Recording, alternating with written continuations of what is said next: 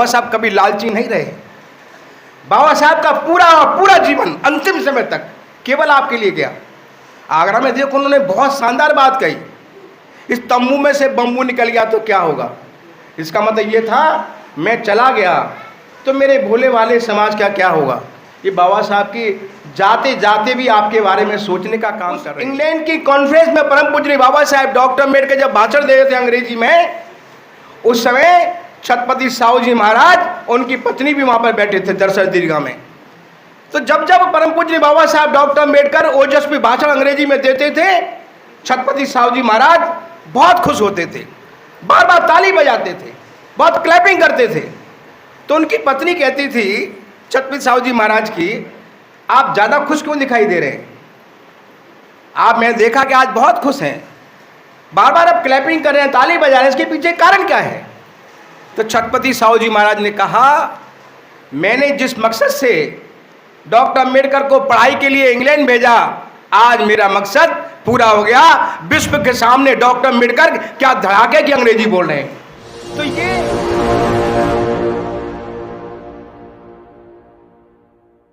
आरक्षण के जनक छत्रपति साहू जी महाराज जी की 149वीं जयंती मनाने के लिए इकट्ठा हुए हैं। तो उस जयंती के मौके पर मैं सबसे पहले तो जो भी अतिथि हैं, जो भी हमारे साथी हमारे बीच में आए हैं, उनको बहुत बहुत बधाई, बहुत बहुत शुभकामनाएं। आप सभी के मनोकामना पूरी हों। और छत्रपति साहू जी महाराज की जयंती का कार्यक्रम है और साहू जी के महाराज में चर्चा ना हो तो ठीक नहीं रहेगा। आप सभी ने कहा बार बार कि छत्रपति साहू जी महाराज आरक्षण के जनक थे। उनके शासनकाल में 50% से ज़्यादा SC ST OBC के लोग थे। लेकिन मैं ये बताना चाहता हूँ कि छत्रपति साहू जी महाराज के दिमाग में ये आरक्षण की बात दिमाग में आई कैसे?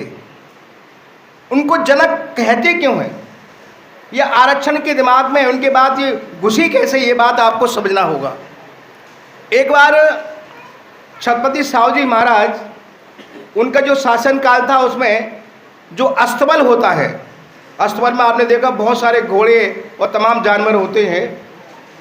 तो अस्तबल में घोड़े थे और उस अस्तबल में जो खाने की सामग्री होती है घोड़ों को देने वाली, उन सामग्री को वहाँ पर डाला गया। तो ये देखा गया, छत्रपति साहू जी महाराज जी अवलोकन कर रहे थे, देख रहे थे बड़ी बारीकी के साथ, जो ताकतवर जो घोड़े थे, जो बलिष्ठ घोड़े थे, वो तो वहाँ पर दाना या खाना पाना खा रहे थे, लेकिन कमज़ोर जो घोड़े थे वो आराम से कोने में बैठे थे। जब भी कोई कमज़ोर घोड़ा आगे आता था तो बलिष्ठ जो घोड़ा होता था, जो दाना चुग रहा था, खा रहा था, वो आग दिखाता था, वो कमज़ोर घोड़ा पीछे बैठ जाता था। तो छत्रपति साहू जी महाराज ने पूरे देश की जब जातियों को देखा, समाज की स्थिति को देखा, तो उन्होंने महसूस किया कि भारत में भी यही स्थिति है। जो बलिष्ठ लोग हैं, जो ताकतवर लोग हैं, वो तो पूरा फ़ायदा उठाते हैं, लेकिन कमज़ोर लोगों को कोई फ़ायदा नहीं मिलता है, उनका हमेशा शोषण होता है। इसी बात को दिमाग में रखते हुए उन्होंने अपने शासनकाल में 50% से ज़्यादा आरक्षण उन्होंने करने का काम किया। इसलिए उनको कहते हैं वो आरक्षण के जनक हैं। अभी हमारे साथी बता भी रहे थे, विशेषकर हमारे सुवर्ण सिंह जी बहुत बुद्धिमान साथी हैं, उन्होंने विद्यालय खोलने का काम किया। बिल्कुल सही कह रहे थे, लेकिन साथ साथ जैसा कि हम बात कर रहे हैं कि वो छत्रपति साहू जी महाराज आरक्षण के जनक थे, तो छत्रपति साहू जी महाराज छात्रावास के भी जनक थे। सबसे पहले बच्चों के लिए भारत में हॉस्टल खोलने का काम जो किया है, छात्रावास खोलने का काम किया, तो छत्रपति साहू जी महाराज जी ने किया। तो वो छात्रावास के भी जनक हैं। साथ साथ मैं निवेदन करना चाहता हूँ, छत्रपति साहू जी महाराज की बात हो, परम पूज्य बाबा साहब की बात नहीं हो तो हो नहीं सकता है।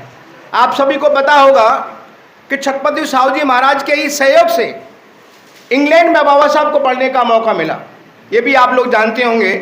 लेकिन परम पूज्य बाबा साहब डॉक्टर अम्बेडकर ने 30, 31, 32 3 राउंड टेबल कॉन्फ्रेंस थी। लास्ट जो कॉन्फ्रेंस थी 1932 में इंग्लैंड में, उस इंग्लैंड की कॉन्फ्रेंस में परम पूज्य बाबा साहब डॉक्टर अम्बेडकर जब भाषण दे रहे थे अंग्रेजी में, उस समय छत्रपति साहू जी महाराज, उनकी पत्नी भी वहाँ पर बैठे थे दरअसल दीर्घा में। तो जब जब परम पूज्य बाबा साहब डॉक्टर अम्बेडकर ओजस्वी भाषण अंग्रेजी में देते थे, छत्रपति साहू जी महाराज बहुत खुश होते थे, बार बार ताली बजाते थे, बहुत क्लैपिंग करते थे। तो उनकी पत्नी कहती थी छत्रपति साहू जी महाराज की, आप ज़्यादा खुश क्यों दिखाई दे रहे हैं? आप, मैंने देखा कि आज बहुत खुश हैं, बार बार आप क्लैपिंग कर रहे हैं, ताली बजा रहे हैं, इसके पीछे कारण क्या है? तो छत्रपति साहू जी महाराज ने कहा, मैंने जिस मकसद से डॉक्टर अम्बेडकर को पढ़ाई के लिए इंग्लैंड भेजा, आज मेरा मकसद पूरा हो गया। विश्व के सामने डॉक्टर अम्बेडकर क्या धड़ाके की अंग्रेजी बोल रहे हैं। तो ये उनकी पत्नी को लगा कि हाँ, वास्तव मेरे पति सही बात कर रहे हैं।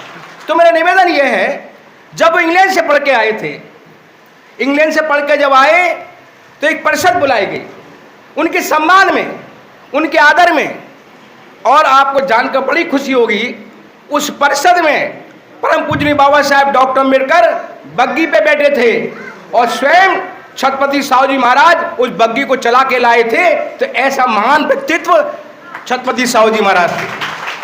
तो आज उनकी जयंती पर चर्चा होना बहुत आवश्यक है, क्योंकि वो भी हमारे महापुरुष हैं। तो साथियों, आज ये जयंती पर हम लोग चर्चा कर रहे हैं, साथ साथ यहाँ प्रशिक्षण की बात होगी। आप लोग काफ़ी विद्वान लोग यहाँ बैठे हैं, जिसने वकालत किया वो एडवोकेट बन गया, जिसने बीएड किया वो टीचर बन गया, जिसने बीटेक किया इंजीनियर बन गया, डॉक्टर बन गया, प्रोफेसर बन गया। साथियों, आप प्रोफेसर, इंजीनियर, डॉक्टर तो बने, लेकिन मैं दावे के साथ कह सकता हूँ, अच्छे इंसान जब तक नहीं बन पाएंगे जब तक आप महापुरुषों को नहीं जानेंगे।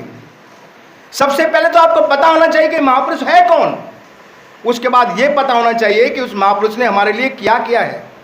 उसके बाद उन महापुरुषों ने जो कुछ किया है, ये उनके सपने बाकी हैं, उनको पूरा करने का काम जब करेंगे तब आप अच्छे इंसान बनाएंगे, वरना अच्छे इंसान नहीं कहला पाएंगे।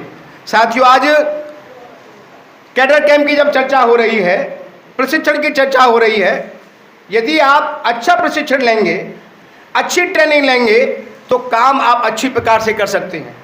काफ़ी आपने सुना होगा, कैडर लेना है, कैडर लेना है, हम बड़ा कैडर देते हैं। तो कैडर के बारे में भी आप जानकारी ले लीजिए।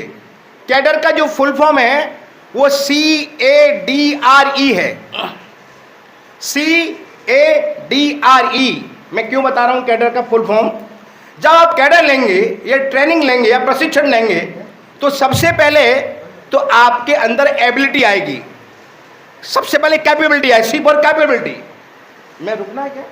अच्छा, तो सबसे पहले कैपेबिलिटी आएगी, C फॉर कैपेबिलिटी। जब ट्रेनिंग ले लेंगे, प्रशिक्षण लेंगे, अभी भारती जी आपको ट्रेनिंग देंगे तो आपको महसूस होगा कि आप लेके जाएंगे, तो आपके अंदर एबिलिटी आएगी। और कैपेबिलिटी के बाद A आएगा, A के बाद एबिलिटी, आपके अंदर योग्यता पैदा होगी। उसके बाद जब कैपेबिलिटी आएगी, एबिलिटी आएगी, तो 100% आपके डिजायर पैदा होगा। अब मुझे ये करना है, मुझे ये करना है, मुझे ये करना है। और डिजायर के बाद फिर आप रेस्पॉन्सिबिलिटी फील करेंगे, R फॉर रेस्पॉन्सिबिलिटी। अब भाई मेरी जिम्मेदारी है, हमारे महापुरुषों ने हमारे लिए कितना काम किया, कि तपस्या किया है। अगर वो पैदा नहीं होते, हम लोग नहीं पढ़ पाते, हमारे बच्चे नहीं पढ़ पाते, हम IAS, डॉक्टर, PCS नहीं बन पाते। तो आपके अंदर रेस्पॉन्सिबिलिटी फील होगी, और जब रेस्पॉन्सिबिलिटी फील होगी तो आपके अंदर एफिशिएंसी आएगी, काम के प्रति आपकी निपुणता बढ़ेगी। ये कैडर से आता है। तो साथियों, कैडर लेना बहुत आवश्यक है। और बात रही है बौद्ध धर्म के बारे में चर्चा करने की, तो साथियों मैं निवेदन करना चाहता हूँ, भारतीय बौद्ध महासभा, राष्ट्रीय बौद्ध महासभा, बुद्धिस्ट इंडिया ऑफ इंडिया, तमाम हम लोग बुद्ध के धर्म को आगे बढ़ाने में लगे हैं। और आपने देखा जो हमारा दुश्मन है, उसका नाम मैं लेना नहीं चाहता हूँ, उसकी 10,000 से ज़्यादा शाखाएं हैं। उनका लक्ष्य क्या है? लक्ष्य केवल ये है कि उस देश में मनुवाद को कैसे इस देश में लागू रखना है, कैसे कंटिन्यू करना है।